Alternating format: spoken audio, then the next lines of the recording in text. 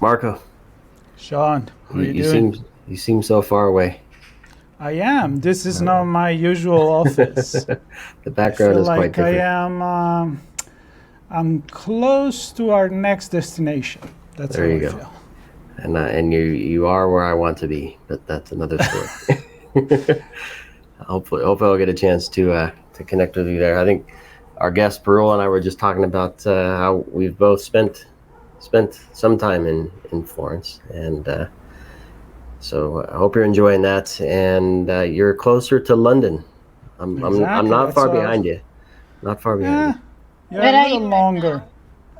now? Where are you right now, Sean? I'm actually in California at the moment. Yes, Then it's a you're long you're way. way behind. I'm He's way way too far. I'm 9 hours behind you, but I'm heading your way. Heading your way. I'll be getting on a plane soon, and sadly I won't be making a pit stop in Florence. I'm going straight to London. But anyway, You'll go um, later. I'll go later. And so this is our chats on the road. People are probably wondering what we're talking about here. So we're on our way to Infosecurity Europe in London, of course, and we like to have chats with keynotes and presenters at the conference to learn about what's going on and get a sneak peek into what's going to be presented and discussed at the conference. And I'm thrilled to have Parul Khedwal on. Parul, how are you? I am doing very well. I hope that's the same case with you.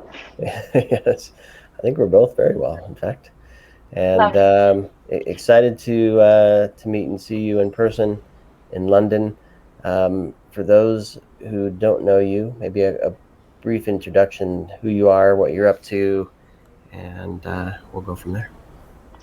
Sure. My name is Parul Khedwal. I have been working in cybersecurity industry for a decade now. And in that last 10 years of experience, I have done very, very different roles. So I started as a SOC analyst way back in early 2014. Then quickly moved back to becoming a senior SOC analyst, SOC lead kind of roles. Then moved to a consulting company, did SOC establishments for ton of clients across Europe, US, and then lately then moved to cloud security, did cloud migration because cloud became the buzz and everything from on-prem started moving to cloud. So started doing some of the cloud engineering security architecture projects. So for that, I was mostly based out of Stockholm, Sweden. Worked there for 2 years. In COVID, moved back to India to be with family. Then joined another company, which was again US based. I was doing consulting for them in threat intelligence space. I was also leading their security operations, and I was handling all of their, MSSP providers, things like that. Off late, then. Life gave me a chance to move to London and I joined Trainline, where I'm employed at this moment. So I'm leading the security operations of Trainline as a whole. So I'm pretty sure whoever is based out of London and at least in some parts in Europe, you must have used Trainline. And I mean, not really doing any sort of those promotions, but just trying to tell you what really I do. So I protect customer data and all of the security within the Trainline employee infrastructure as well. So that's what I do at the moment. But that's like really, really from my work perspective. But otherwise, if I have to introduce myself, there are more flavors to it.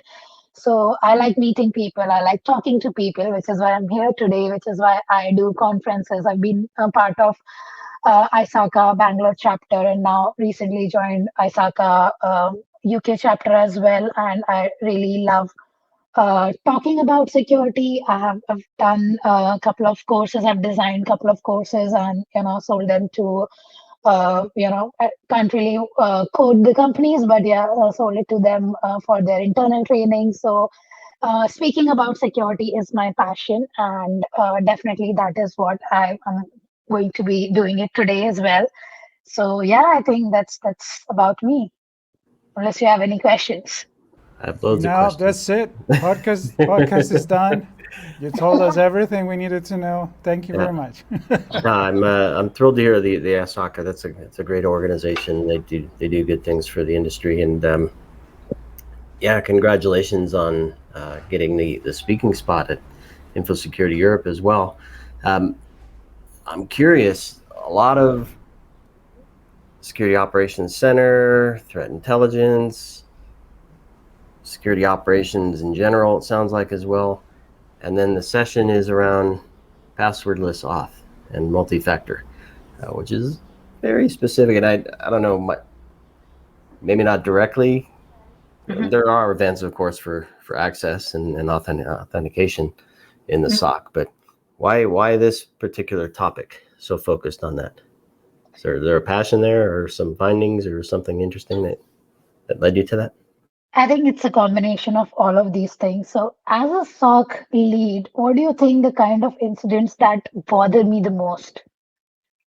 It's not something big breaking. It's the small and the most, easiest thing breaking in, which is as simple as your password, right? We hear about these data leaks every single day. This company got breached, that company got breached. Your credentials are out there everywhere. I mean, I don't know if I really should say this, but I still would want to go ahead and say the statement that data privacy has become a myth now. No matter how great rules we have in place, but at the same time, most of the data across the board is in a breach list somewhere, right? So where do you draw the line, right? You started drawing the line where it's like, okay, one factor is not essential. You need to bring in more, right? One-time passwords, your authenticator apps and whatnot. But attackers have also figured out a way to deal with them as well. So what next? Right. So when I started looking at this topic and I even researched about it, and it's like we are right now kind of taking a U-turn, and what we moved from physical to digital, and now we are trying to take more advantage on the physical side. So this whole password space is taking a new shift altogether, and which is why this topic particularly interested me, because I know from the ground reality how a small password can lead to a very big security incident. At the same time, even as a general user, like you tell me, Sean, how many passwords do you remember? 40? Your bank, your Uber Eats, whatnot, I remember all of them. right? Because you use All one. Oh password. my God. You just Oh use my God. passwords. You really need this session the most. We're kidding. We're kidding. We're not that bad. We put a one at the beginning and an exclamation point at the end.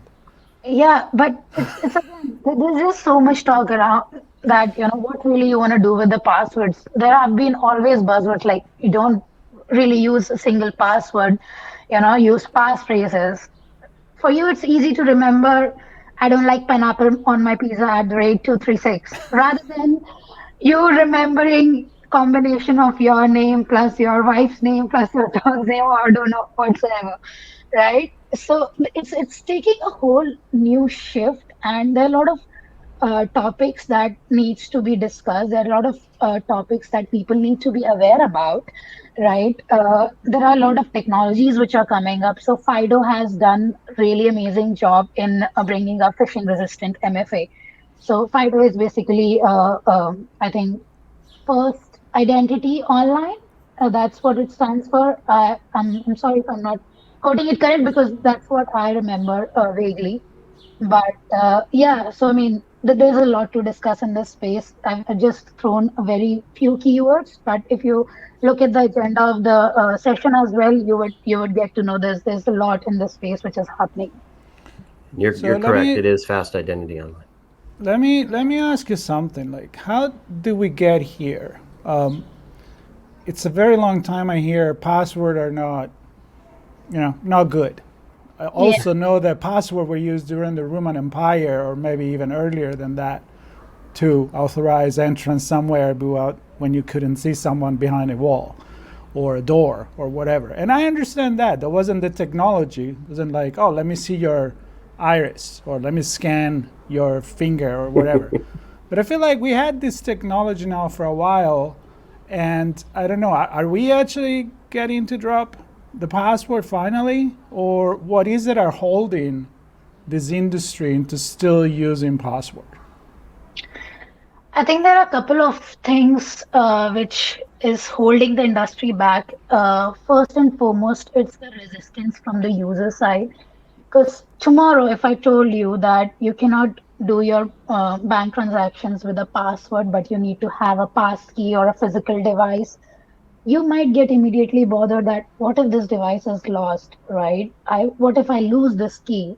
Password is something I can remember or reset, but what if I lose this key? Is it going to be, I mean, are we going backwards? Why not go, to more secure parts? Or why do I need to have a physical scan of my thumb or my retina, or even have let's say, a physical device as a key which you can plug into your system and boom, your password is in?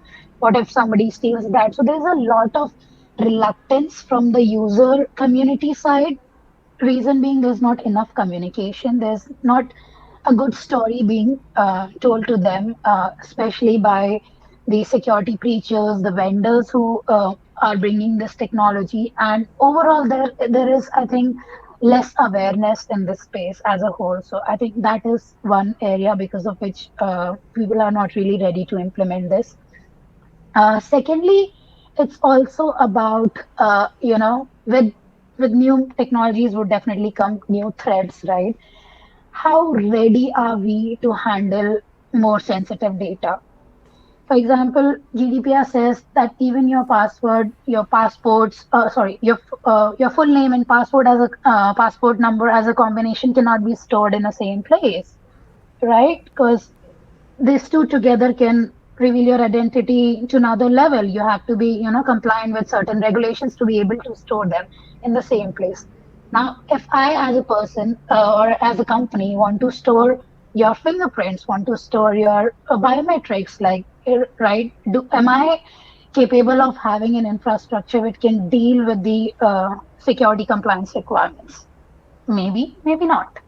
So there are a couple of roadblocks, but I think we are heading to a good space because uh, with these sessions, right, more and more people are starting to talk about why going passwordless is going to be the future. And of course, AI being the new buzzword, you can literally throw it anywhere at this point in time. But of course, with AI coming into a lot of toolings, I think it's going to make life easier in the longer run. So, yeah. So AI is an enabler for some adoption, or to make it easier to manage, or what? I would not give it a direct yes or no, but I mean, it could be put to some good use if I have to say it that way, because this is a technology, it's not that new. It's been there for a couple of years, like 5 years probably. Now, there are organizations which have been using it and they have seen good success. So even without AI, this has, really shown results. But now with AI being an enabler, it could probably take an easy path, but that's something which future is going to reveal. And so don't give anything away from your session, but is there a story you can tell that kind of sums up what you hope to talk about during your session? Yep. So I mean, if I have to nail it down to a very short story, it's more like, everybody now cares about security, right? At the same time, everybody now cares about convenience. How do we marry this together, right? And how this approach is going to help in achieving this. We have talked about a lot of different things, right? Phishing, what is a phishing resistant MFA? What's the need to go passwordless? If you can't go passwordless, how to go with passphrases. If you don't even want to go with that, go to YubiKeys, passkeys, and whatnot, right? So there are a whole bunch of topics that you're going to listen probably in the session about, which would give you, an end game to the story that how everything is making sense. Security, passwords, no passwords, keys, how it all comes together. How much, you mentioned the user resistance to let go something that even if it is a pain, because the password is a pain, they are still thinking that anything else is going to be even more painful. So two-factor authentication, But on the other hand, if you have a multi-factor that involve, I know it sounds scary, but when you go to the airport, you're already using your face to board the airplane. And they don't even ask you if you're okay with that or not. It's just the way it is. I just went through that. So on one way, I'm like thinking, okay, I'm in cybersecurity, privacy, blah, blah, blah. Why didn't you ask me to do that? But then I'm like, you know what? If it makes the airplane more secure, and I didn't even have to pull out my boarding pass or my phone, it's kind of cool. So are we not, as you mentioned, are we not marketing correctly to?